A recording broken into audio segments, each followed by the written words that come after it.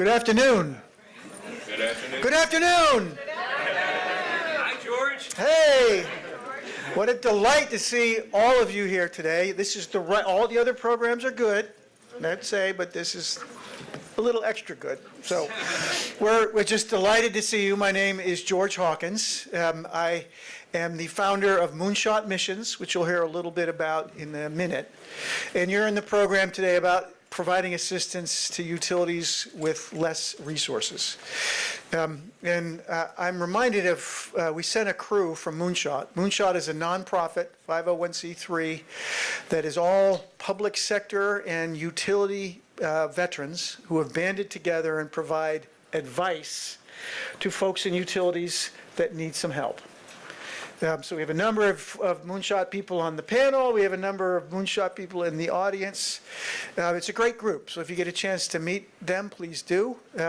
And we offer assistance to utilities, particularly those who are under-resourced, all over the country. So we can send a team almost anywhere.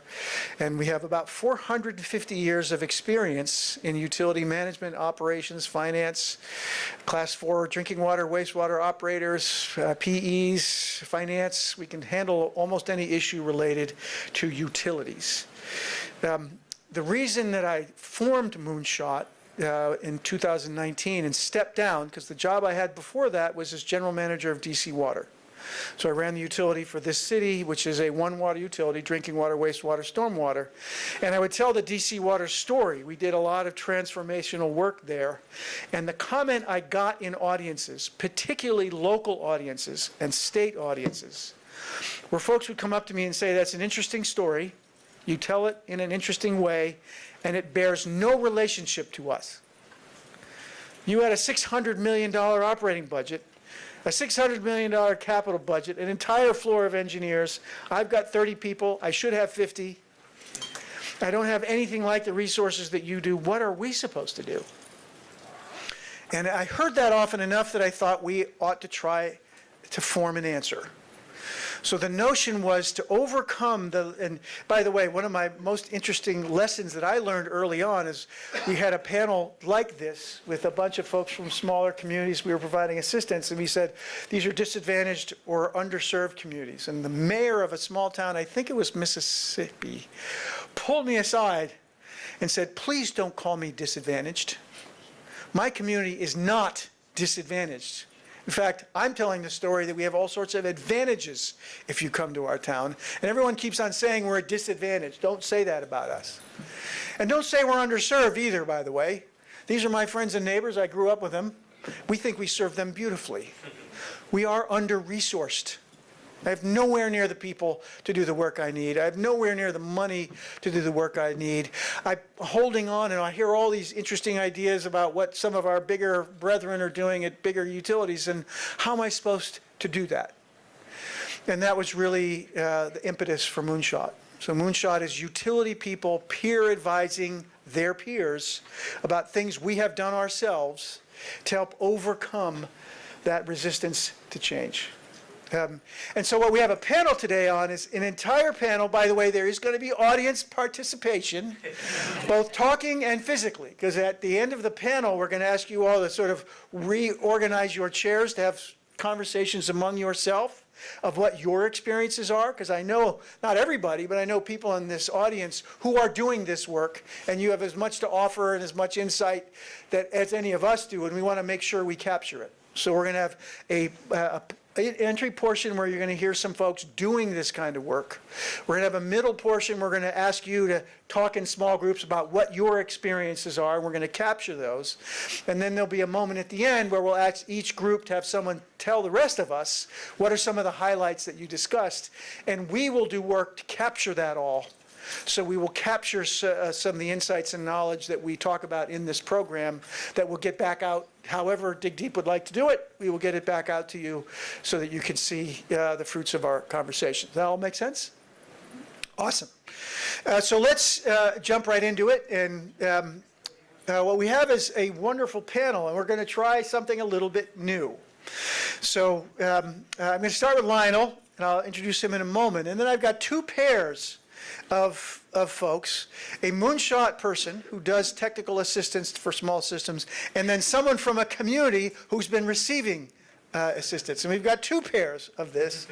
And we're going to hear, and they're going to actually talk among themselves and essentially interview each other. What's worked, what hasn't worked, how does it go, between a technical assistance provider and a recipient of technical assistance, both, by the way, from beautiful communities that are not disadvantaged or underserved. They are wonderful places, and we're glad that we are being of some assistance. The problem statement is pretty clear to all of us. There are, the number in the write-up was 50,000. It's far more than that. There are tens of thousands. The small systems are usually not counted in the formal number of how many water systems there are out there. You add the really small community water systems, and I don't even know if anybody knows the count of all that. And you add the multiplicity of small systems, and they're challenged with all the challenges the bigger systems have, with nowhere near the people power, the rate base, or sometimes the knowledge. By the way, this is not because these folks are not incredibly hardworking and dedicated, but having the chance and opportunity to reach up and spend the time to see what's out there before the next call comes in and the next piece of work is very challenging for a small system that is understaffed and under-resourced from what they would like to be. So this is a program about that question.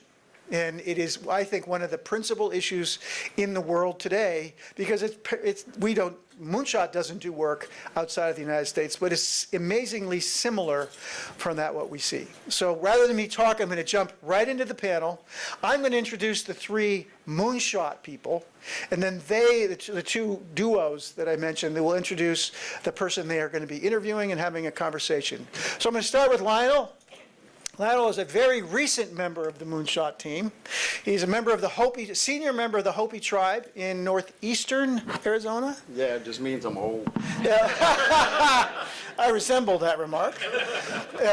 And he actually ran the Hopi water systems for many years. He's also worked in the Bureau of Indian Affairs. One of our staff, our first member of the tribal community, that member of the Navajo Nation that we hired her, and she said, "Oh, there's this guy that you've got to hire because he was such a wonderful boss." And her name is Margot, and it was Lionel that she was talking about. So then when we had a chance to hire Lionel to come in and offer us the insight and knowledge that he has, having done this work as a direct operator and then as training and technical assistance, we jumped at it, and he's been a delight. So Lionel, I will turn it over to you first. Okay, hi. Like you said, good to meet you guys. Good afternoon. Had a pretty good lunch. Yeah, my name is Lionel Puhuyesva. As George mentioned, I am a member of Hopi tribe. Currently living in Tempe, Arizona, where I'm based out of. As mentioned, I was part of the Department of Interior Bureau of Indian Education, actually, where I was an environmental protection specialist. It's one of those things, like having seen different things, aspects throughout my life. One thing that George didn't mention, I also work with other utilities in the Southwest, Salt River, Pima, Maricopa Indian community, Auction Indian community. As an operator, I used to be a level 3 water treatment and water distribution operator, as well as wastewater treatment and collections operator. So just giving those varying experiences with all that. I was former military, served in Iraq, did a couple tours over there as well. So just seeing the water issues nationwide, worldwide, especially with minority communities, rural communities, I think it always gave me a special feeling in my heart when I came back, wanting to give something back. I actually went to school at Arizona State University for justice studies, but I started working with Salt River, Pima, Maricopa Indian community in their water department. Started off laborer, moved my way up, just a job to get me through college. But I ended up liking it. And it's one of those things where it wasn't the calling that I was setting myself to go into, but it was something that I loved and I didn't want to leave. And it was one of those things that I progressed through the steps, got my certifications, stayed in it, just to try to give back to my own community someday, but also wanting to help other tribal nations nationwide when I got the opportunity. The one thing that I can always say and see the similar aspects any small community, either nationwide, worldwide, is the need for water and good and clean water. I come from a Hopi reservation. Yes, we still have some areas that still don't have running water or sanitation facilities for all the villages, and that's still an issue. We have high arsenic levels sometimes in certain villages as well yet too, that's being worked on. But a lot of rural communities deal with the same issues, and the need for trained operators, the ones that keep leaving, they're all universal pretty much, the issues that we all face. And it's not just the infrastructure that we have for the water utilities, it's the infrastructure overall. We have aging power lines out there that cause issues for our utilities, that it all compounds itself. Same thing with rural communities. They go through these disasters, then they have power issues too that compounds their issues after those kind of disasters. So just getting that world view of meeting and working with these individuals. Yes, there are unique situations with working with tribal communities. A lot of it's gaining access and that trust. As mentioned before, especially when you're dealing with the federal partners. I was a federal partner. Even though I'm native, going in there trying to help them, they just don't like the government. And it's just one of those things that, honestly, it was a newer branch that was being developed. We were taking over from the Bureau of Indian Affairs, taking over all the schools. So we were doing water, wastewater assessments for all the Bureau-operated schools, 189 schools nationwide. So we were doing on-the-ground assessments for all of them, mainly looking for lead and copper, PFAS, and whatnot, emerging chemicals and everything like that, trying to get it a one-time shot assessment so we can start a baseline for everybody. A lot of schools didn't want us to participate with them because where have you been? We haven't seen you in over 10 years. Nobody from the government has been out here for more than 10 years. And that's sad to hear, And I think a lot of the rural communities are in the same situation. Nobody's been out to see them unless it's a compliance issue or something like that, something bad. So every time the government comes out, it's bad. And so if you hear somebody like that from the feds knocking, then, oh, we did something wrong. And in our case, we were trying to be compliance assistants, help find assistance for them. But I think that's the overall aspect of that kind of thing. For any technical advisor going into any of these groups, you always got to take it with a grain of salt and say, what are you trying to sell me here kind of thing? And I think that's where you have to get over that initial trust issue, because these are people that have been running these systems on their own for all this time, many wearing all these different hats. I know in tribal communities, most of the water operators are the wastewater operators as well, and as their maintenance techs. And they're only getting, like they were saying before, like $12 to $15 an hour at the most. And you're making them work all that time and the overtime and everything like that, and they're not getting any benefits and whatnot, or the opportunity to go get training. Because a lot of times they can't leave their location, because who's going to run it when they're gone, and if something happens. So all these aspects are similar throughout either tribal, rural communities, and then we have to try to find a way to bridge that. And it's so hard to do that because all of us only have a limited amount of time that we can devote to certain communities. And, like, we're all limited by funding and whatnot, but we got to find a way to make it work. And I think that's where all this collaboration in this room can happen, is that we got to all work together, and we all have our piece in it that we can help fill the pie and then move along and help these communities. It's not one of those things where we keep trying to separate each other from, like, oh, I'm working with them right now, so you can't come in. I think we have to be able to work collaboratively together, where we can say, hey, we're not being able to do this for them. Maybe you guys can come in and help them, and not trying to step on nobody's toes, but just trying to get something done for that community. I think we get a little bit too territorial sometimes in our missions. We're all trying to do good, but I think we can do better together. And that's one of those things that we need to get across to everybody. And I don't know how much time so I got, and I can keep going. I'm kind of like Nathan on that. So So I'll kind of give it up for. Well, quick question for you. Okay. That was wonderful insights. When you even member of tribal community were making that first contact, is there something you recommend or some manner in which you can do that sort of improves the likelihood of starting off on the right foot? I think it was mentioned during the plenary session this morning. All tribes are not the same. Like, I'm having issues trying to get into some of the tribes on the East Coast because we're not set up the same constitutionally. There's territory tribes, there's executive order tribes, and there's tribes that have been reformed again, so they got their own constitutions and everything like that. You have to know their background history before you go in there to really understand what they've been through and the trust aspects of it. Some of these territory tribes or treaty tribes cannot accept federal funds or are really reluctant to accept federal funds because it might mess with their treaties. So there's a lot of aspects of it that you have to understand to really get to the root cause of why things are what they are. But honestly, I think the best way to get into a tribe is to have somebody introduce you from that tribe to make that introduction as a trusted individual that way and meet them in person. All this, because honestly, Zoom and everything, we've tried it all over the world and everything like that. It doesn't work in rural America as well as it should, you know. They don't have the bandwidth. You can't see them. The calls drop. It's always better to meet these people, tribes in person, these tribal nations, and get your foot in the door that way. Some of them you may have to even go through their tribal councils to get that acknowledgement to let you into their reservation. We've had to do that through government and go in that way.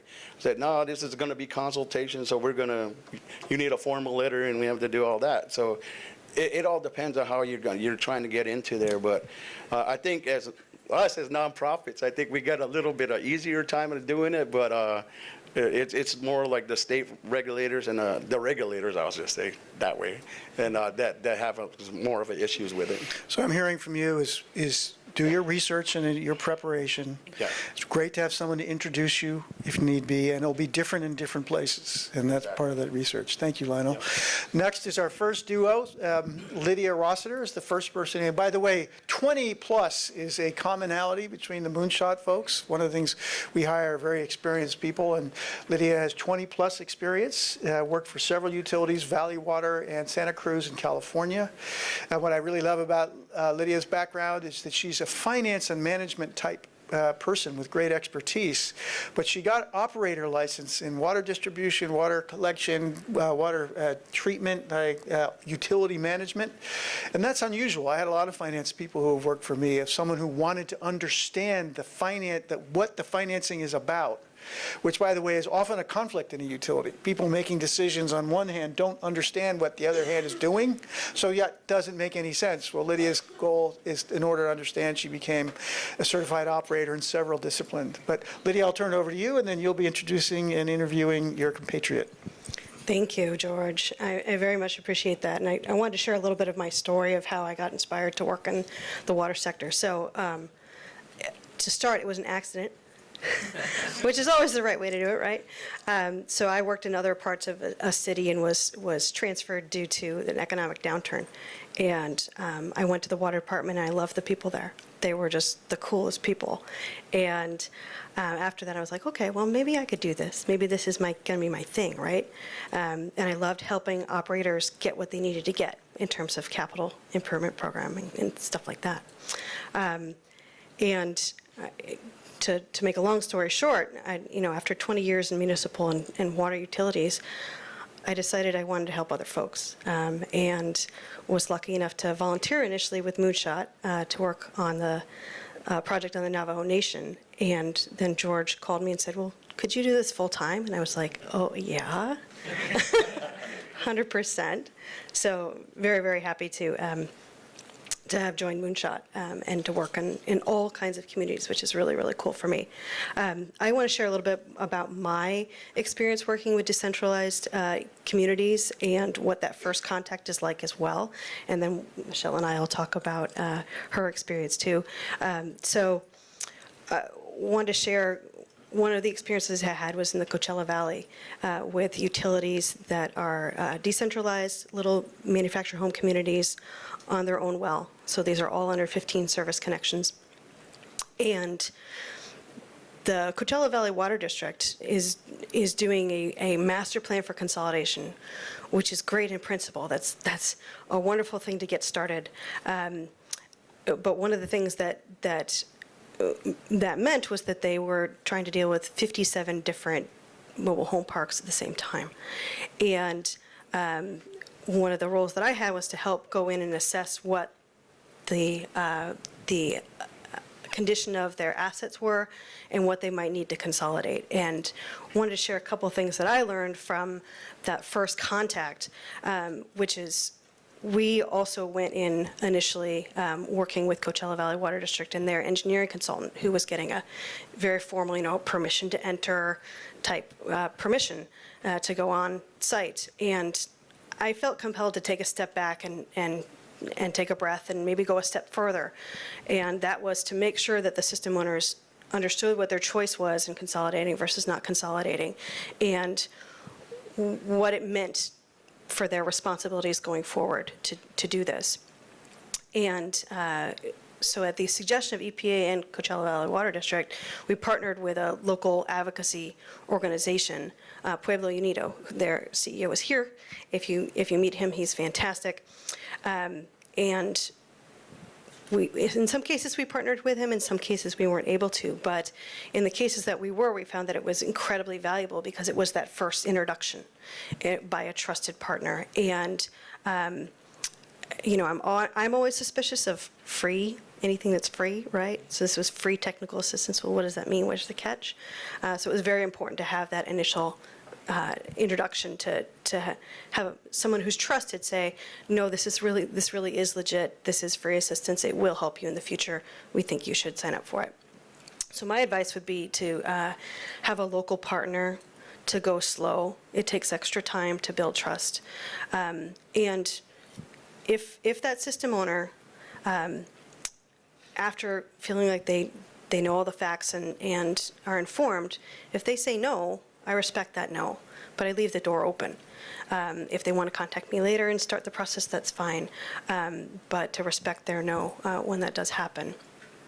So just a little bit about my experience in contact with communities. I want to talk with Michelle. George, can we have your other? Oh, sure. Thank you. Thanks. So Michelle. Yes. So Michelle's from Woodstock, Virginia. Tell us a little bit about yourself and your journey to be a deputy town manager, and how water and wastewater issues handled in Woodstock. Okay. So my background, I was actually just talking about this at lunch and telling my table that I'm a jack of all trades and a master of none. And so when I met public administration, it was like, love at first sight, and because I do have to know a little about a lot of different things, but I'm not technically proficient. So in terms of, water and wastewater in particular, my background in the public sphere has been in economic development and communications. I've done parks and recreation, so a lot of interfacing with water and wastewater, but not, again, down in the weeds or in the treatment plants as the case is in this moment. So in Woodstock, I've been there for a little less than 2 years.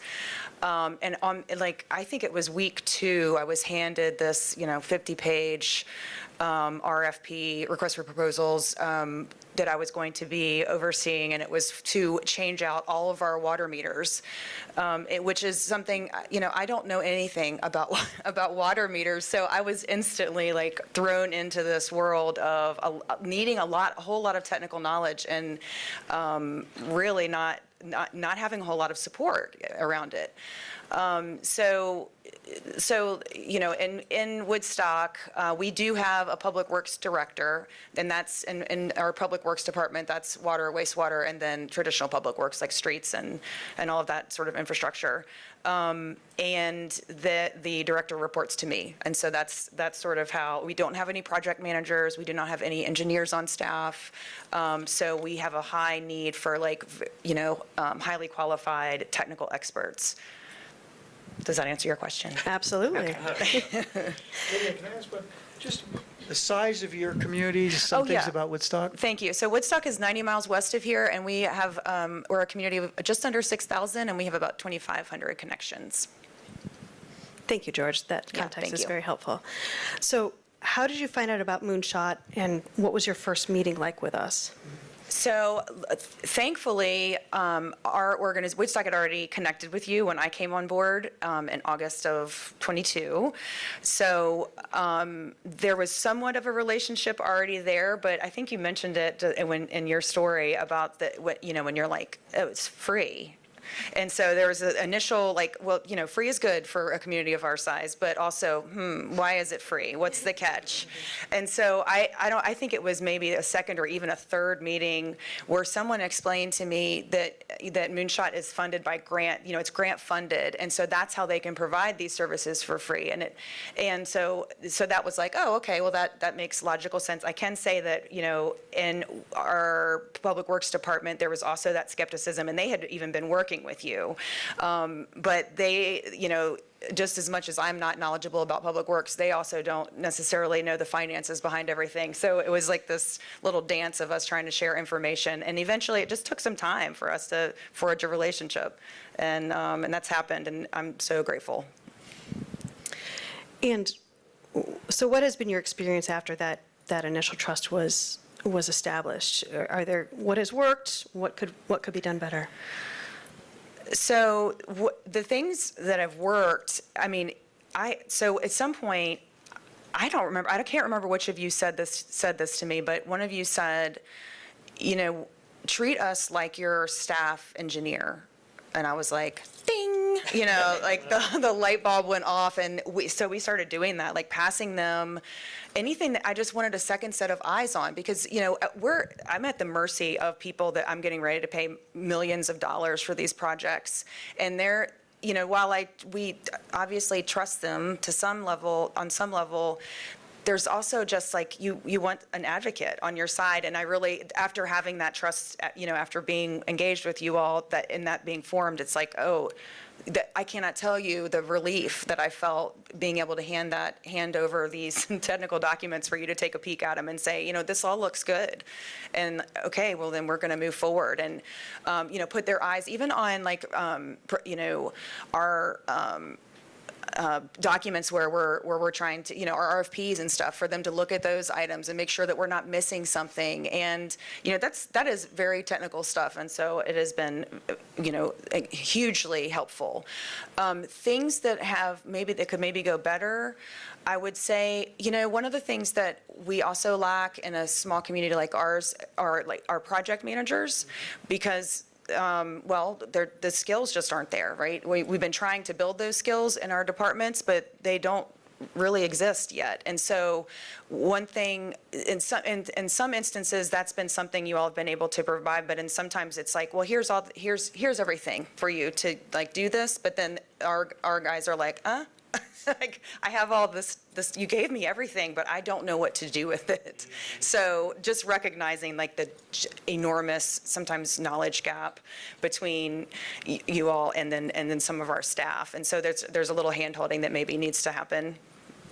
Great, that's very helpful to know that project management maybe could be extended to provide either a little bit more support in terms of extension of staff, or the roadmap of, okay, as a project manager, here's what I have to do. Any suggestions for either assistance providers or other municipal leaders lacking resources that would help foster successful relationships between the community and the provider? I think, someone said it, it may have been you, Lionel, that slow down, just take it slow, because if anything starts to feel overwhelming, or like it's when it becomes too much information or anything, then just pumping the brakes, because oftentimes we have way more things on our plate than we can deal with, than is reasonable for anyone to deal with. And so just taking that a little extra time, if a couple months are added to a project, it's not a deal breaker often. And so just taking that extra time to slow down, explain, or on the front end, build that relationship a little deeper, ask questions, value what the person you're talking to. And that goes a long ways. And I have to say that that's something I have felt very valued, and I know that I value you. So like that, now once that has happened, it's the rest of it, I just feel it's easier. We can communicate with each other. I can ask you to slow down sometimes, and which has happened. And yeah. I have a quick little story to share. So your former superintendent, who I worked with initially, I was in a meeting with him, and he kept looking out the window, and I thought, what's the deal? He keeps looking out the window. Well, he was looking out the window because he, as the public works superintendent, was going to have to go shovel the streets, plow the streets. And his plow operators had COVID. It was snowing, and he was going to have to go out and plow. So he was looking out the window to judge when he needed to go plow. And that to me is the best illustration I have when I think about an operator wearing many hats, is that reminds me how many different hats are going on at the same time. And it's an example I use to remind myself to slow down and give extra time if needed. So I appreciate that example very much. Yeah. All right. Thank you, Lydia. Tremendous array of insights. One of the things we found at Moonshot is we are a nonprofit, and we sell nothing except for ideas and experience, and I think that does help. That if we've helped communities adopt these strategies, that they spend millions of dollars, but they don't spend millions of dollars with us, unfortunately. So if whatever advice we give, we're just giving it because it's for the good of the order, and it's usually something we've had experience with, so we can help. But that gives you comfort that there's no sales part of this. This is just experience. And I love this notion, and I hadn't quite heard it, of making sure we don't move too quickly because of how the challenge of being all the different hats and all the things that are coming up. And I think that's in TA world, we're always sorry, how many of these have we gotten done and how quickly have we got? We have reporting to do, but to remember not to drive ourselves that way, because it almost will be counterproductive in the long term. So our batting cleanup on our duo here, I will introduce Andy. Andy Kester is our managing director at Moonshot. He also has 20-plus years of experience. He's also a Class 4, Class 3 drinking water and wastewater operator, so again, tremendous experience. He ran the Arizona Wastewater Clean Water Permitting Division, as I recall. Also has worked for water utilities in England and in Illinois. So he's had direct operational experience across the globe. And so he's going to tell a little bit about his experience, and then he's going to introduce his friend. Yes, wonderful. Thank you. Thank you, George. Yes, George said it all. 20 years experience in the operations. I remember right out of college, I started working for a surface water treatment plant, drinking water plant in East St. Louis, Illinois. And it just, we tell our water origin stories a lot at Moonshot, and that was my origin story. As soon as I saw we all take for granted, and that's what we're all here for, is because we take for granted that we can turn on that tap and we're going to get fresh water that's going to come out, when we know there's 2.2 million plus people in the United States alone that don't have that luxury. And so I latched onto that as soon as I started working at a surface water treatment plant, knew the importance, and the mission is just so vital. And so it's just been a great experience using that operations and management experience that I've had and on the regulatory side to then help these communities that we get connected with. And so I have with me is Rodney Newton from the town of Victoria. Rodney's the town manager there. Rodney, tell us a little bit about yourself, and then tell us what led you to become ultimately the town manager in Victoria. Good afternoon. My previous career before I became town manager, I have been a volunteer firefighter for 43 years and did a career fire service for 26 years as a career firefighter. After I retired, I was at home doing retired stuff. And being a small town of about 1,750 people with 850 connections, the budget is not very big. Our previous town manager was a military veteran that developed early Parkinson's disease from a chemical exposure while he was in the military. So he started having detrimental effects from that and eventually got his military disability approved. So once that was approved, he could no longer be town manager. And they searched for about a year, and when you're offering somebody $45,000 to come be a town manager, you don't get a lot of applicants coming for that job. So I was in town cutting grass one day, and two of the town council members stopped by and said, "Hey, we think you'd be a good person for this job." It was to the point, my wife's sitting in the back there. They stopped her at the grocery store and asked her if we could have permission to do this. So it started in 2016 as a 6-month trial basis. And in February, I just celebrated my 8th anniversary there. So it's been a road. And Rodney, what impressed me so much when I first met you was we'd been talking about this wearing many hats. You, like, I think after our first little intro call, like, you just got back from, like, driving around in the neighborhoods doing the radio reads or something, like on the meter reads. So, you know, tell us about, you know, more of those, what are all those hats that you need to wear as a town manager? And then how do you oversee the water and wastewater system there for Victoria? We were discussing prior to this our staff levels. To give you an idea of what my staff is for the town of Victoria, this includes administration, water, wastewater, maintenance, and police. Is 19 people total, including me. We don't have project managers. I have an assistant town manager who is also the treasurer, who is also the supervisor over the police department. So she's wearing multiple hats.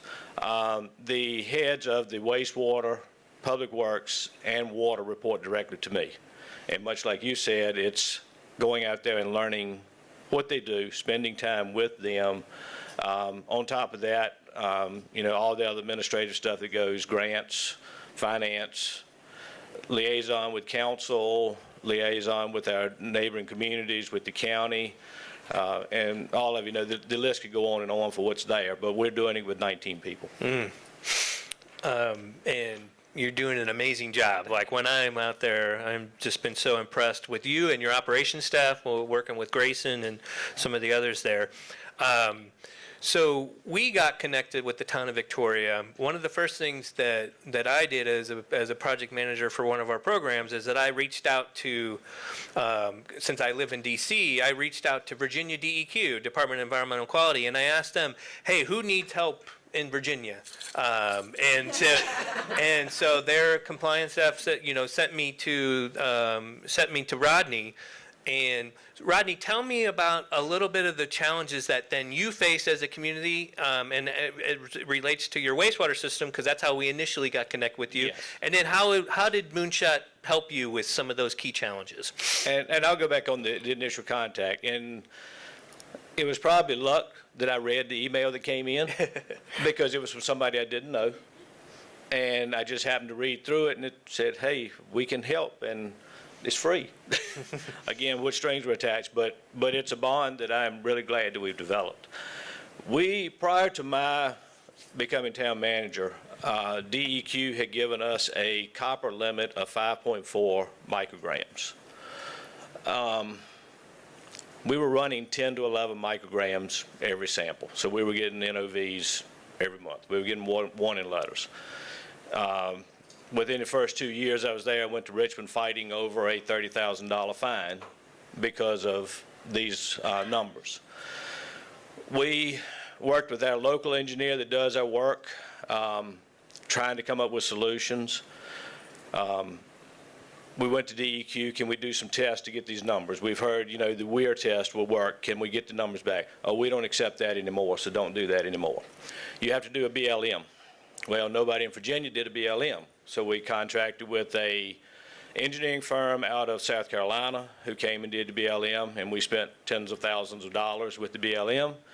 And when it went to DEQ, they walked over to the window and pretty much threw it out the window, said we're not going to use it. your number is 5.4. And we go from there. So with Andy's help, he got to digging deep. He spent a lot of time with us. We went multiple times to Richmond, him sitting by my side at the DEQ meeting. And I will say DEQ, the group we have been working with, has been tremendous. They've been working with us, not to punish us, but to help us get to where we need to be. With Andy's help and Moonshot's help and the convincing of DEQ permit writers and going back to reviewing paperwork, he reviewed all of my paperwork in December for my 24 permit renewal. We now have a copper limit of 13.4 because of what he did. I think that's the biggest success we've got right now. And another one I'd like to touch on is going back to slowing down. One of the things we run into in small communities, and a lot of the operators have been there for years. This is the way we've done it. It's the way we've always done it. And it's the way we will continue to do it. I will have to say, Andy mentioned Grayson, who is my chief wastewater operator. He's one that's not like that. He's willing to try. Mm-hmm. So Nathan talked to him one day and said, hey, have you ever used a centrifuge before? He might could have spelled centrifuge, but he'd never used one before. So we spent the money and we bought it, and it sat on a shelf. But then one day Nathan came down and spent a day in the lab with him, showed him how to use it.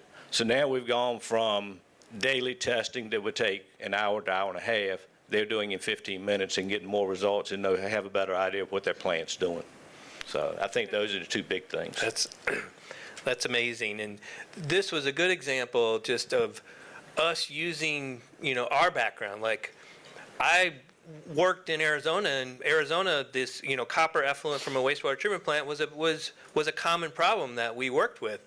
And so I was able to use my regulatory experience, as a technical assistance provider to Rodney, and be like, oh, here's some different options, and presented those different options to the state DEQ, and they latched onto it, and it made sense from an environmental perspective and from an infrastructure perspective. So it was really a great experience working with you, Rodney. And we're going to be connected with Rodney on his water system challenges as well as part of our EFC program coming up. So wonderful. Do we have time for another one, or we got it? Okay, last one, Rodney. Any similar question that Lydia presented to Michelle at the end? Any suggestions on, how assistance providers or other municipal leaders in under-resourced systems, how we could better foster these TA relationships? I don't know that we could better foster ours anymore, but I think one thing going back to, and I think Lionel touched on it a little bit too, is a change, is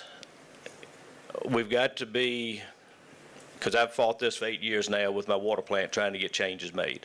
And when they're set in their ways, they're set in their ways. And that's going to be the slow process of getting their trust, showing them this works, and this will save money, will save time, and make a better product. So I think the slowing down is huge, and the trust aspect. Because I know I tried to recommend Moonshot to other communities in our area that I know need help, and they never would bite. And Grace and I both have tried to talk to them, and just some places you're not going to get that bite, but if you can get it, just take your time and build that relationship. Yeah. Thank you, Rodney. And one last thing, you said with your relationship with Virginia DEQ, and I see this with other communities, and is what I was impressed with is that if you show up to the state DEQ, because I know I've been on the other side of that, if you're wanting to be part of the solution as a community, then you build that trust, and then you could actually work through these issues. But if you are a community and you're just doing nothing but fighting that agency, well, what are they going to do? They're going to use the hammer, not the wrench. And we used to always talk about that as working for a state regulator. We loved being the wrench. We hated to be the hammer, but sometimes you had to be the hammer. But Rodney, you're a prime example of working with the state agency on a consent, issue and coming up with solutions. So I just wanted to commend you with that. And I want to say too on that, Andy, that part of that goes back to Jeff Reynolds with DEQ, because he came in. Jeff is the manager for the compliance for our area. He is an attorney by trade, but when he would walk into my office, if you didn't know he was an attorney, he came in jeans and a vest, and he sat down and we talked, and he said, I don't want to fine you. I'd rather see you put the money back into your problem and fix the problem. Sometimes his hands were tied. We had to have some fines, but he did the best he could to try to reduce them. And as long as we kept him informed, they've been happy. And we're making huge progress in a lot of our issues right now. It's heartwarming to me to hear the stories of relationship building. And so one of the lessons we've learned is once the relationship is built, then so much is possible. And the other is not moving too quickly. That DC Water was huge. And I had my operators like, we've done this for the last 50 years, why would we want to change? But when they were listened to, by the way, when he said Nathan is one of our class 4 drinking water, an ex-football player, big guy, huge beard, but he just makes the peers make an instant rapport that they know, they understand each other, they've been in the job, and that is so helpful to overcoming that. I don't want to do it that way. And I love that centrifuge story. I just want to give a hand to the incredible crew here. I do a fair number of these. I think there was more insight per minute than any panel I've done in a very long time. What we're going to do now, so this will be allowing you to just pair up maybe 5 or 6 of you, just move chairs around. It's just have a conversation among what you've heard, what thoughts you have, what ideas we'll try to capture so that we can make sure we get wisdom from you all, because most of you do or are connected to this kind of work as well. And then we'll have a little bit of time at the end to do quick report outs. We're a little bit for all good reason, probably mostly me because I talk too much. We're a little bit behind, but have a chance for you all to share some experiences that you've had, then we'll capture. And by the way, to your wife, thank you for sharing him. After 42 years as a firefighter to do what you've done, you're most kind, and we thank you for that. So why don't you group up, and we'll go on to the next section. Thank you.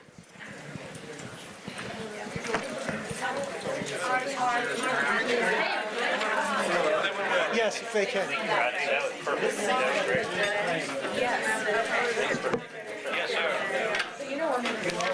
you all can join groups, that would be great.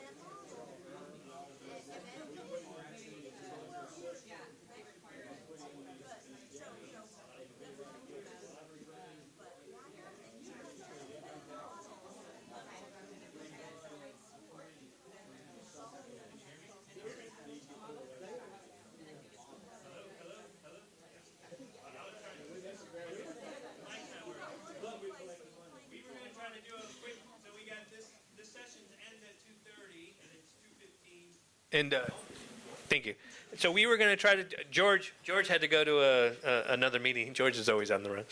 But, and so we were going to do a quick report out, just so that we can capture some of the great conversations that we were having. And so do we want to just kind of go around the room? I can just give a little bit of the report out that our group was talking about. We can just kind of get some volunteers.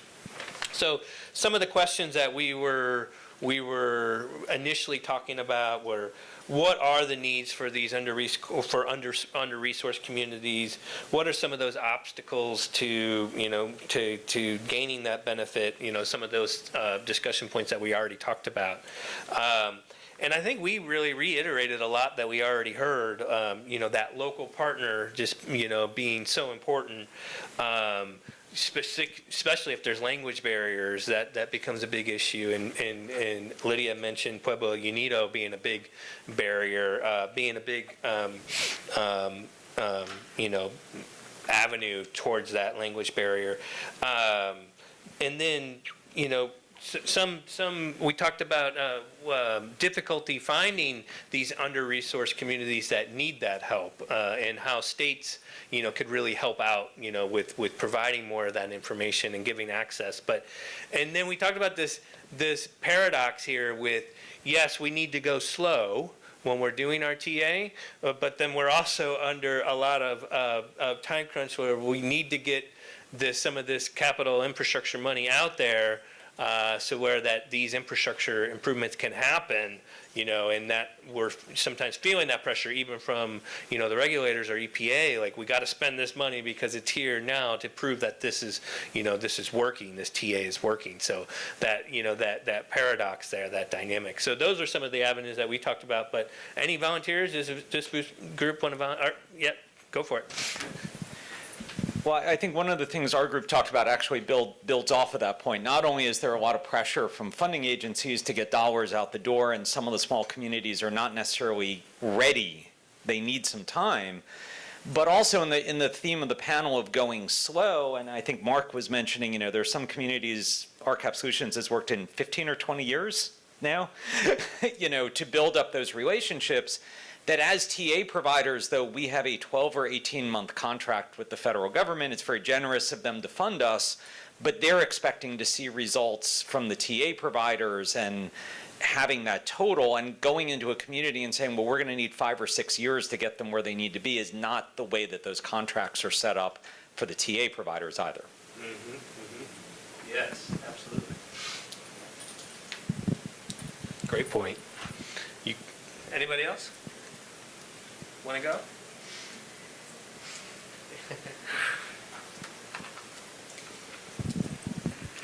Just one point we talked about that I thought was interesting was when it comes to funding the public system as well as the outliers to the system that may not be necessarily connected to the village per se, but they might use those same services, like a school that is, or a gas station or that kind of thing. And getting some examples of actual communities that are instating fees on users that are external, like users of septic and wells, such that they could either be a part of a collective that regionally would be able to pump their systems and so provide that kind of maintenance because they're paying into that system, and then also just, going with the concept of even if you're not directly impacted, like if your kids don't go to school, it's a public good that we all pay into as a community. So kind of building those strong communities that maybe in some instances connected, but then also have some outlier areas as well.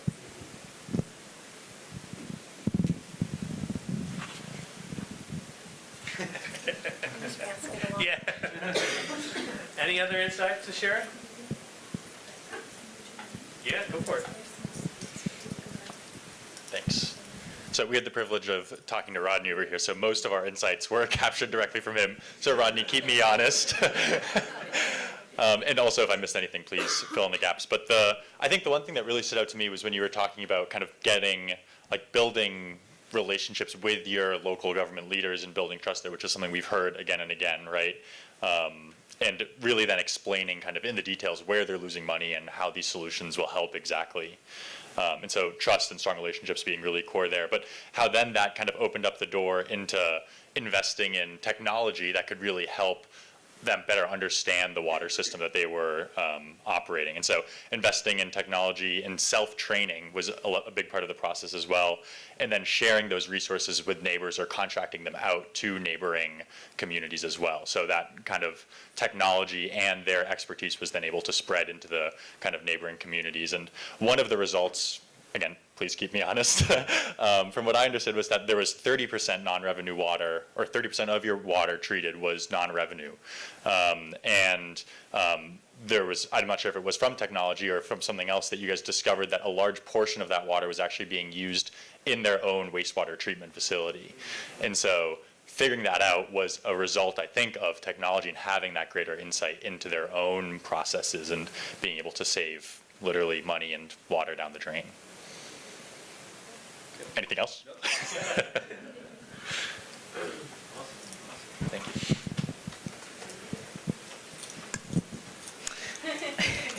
In our group, one of the main takeaways, or one of the things that I took away mainly, was that when you're working with small communities, encouraging more to be done at a regional level without getting rid of the autonomy or the sovereignty of the community you're working in. And one solution that was discussed is offering a menu of regional assistance rather than a whole regional consolidation, so that they can maintain their autonomy. And, such as maintenance, remote maintenance workers, or maybe it was consolidation of accounting services or billing services. So offering a menu that they could then pick from so that they still have ownership over and control over their own utility.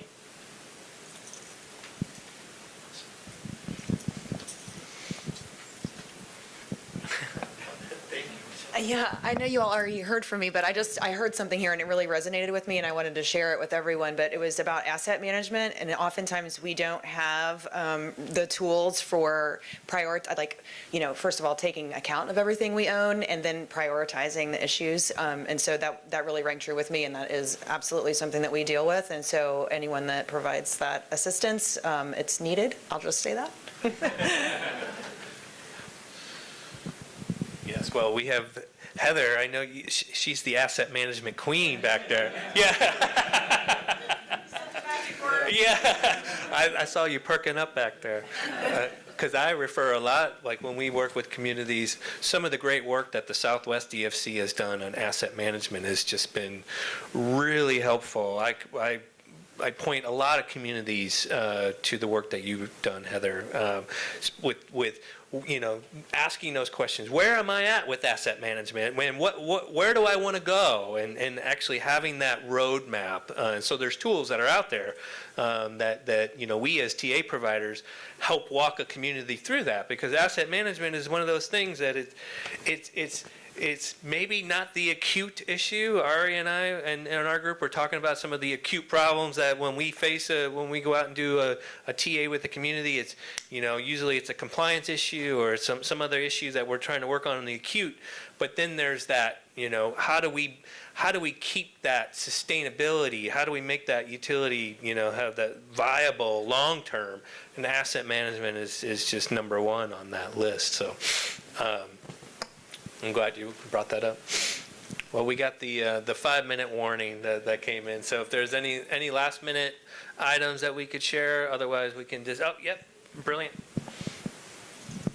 So I'll just summarize some of the key things that I'd heard from not only the panel, but then this room, is often tied a lot to my Alaska Native culture, which to me is very inspiring. And so inspiring trust building and relationship building is a core Alaska Native value. You can't do anything successfully unless you've taken the time to really get to know the people that you're working with. And so I really appreciate that was one of the big messages that I heard from this session, is building trust and relationships being core to everything that we do. And then also slowing down, that is also an Alaska Native value and approach, is listen to understand, Also, be patient with those that you are working with, because oftentimes they have a lot of really good traditional knowledge that is really important to listen to, because they can translate to a Western style or a Western approach that should be appreciated and valued. And so I really appreciated that note of saying, let's slow down. And then listen to understand. But lastly, what I wanted to mention was what Stephen here had mentioned to the team, is inspiring hope. That is something that we should all take away anytime that we're having any conversations with people, is inspire that hope. And what it ends up doing is it inspires local innovation and creative solutions to then foster sustainability. So thank you for that. Yes, I was going to, a round of applause. What an amazing, I think, what an amazing summary. That's a great way to leave us here. So thank you. Any last words? Otherwise, we can adjourn. Yes. Thanks, Amy.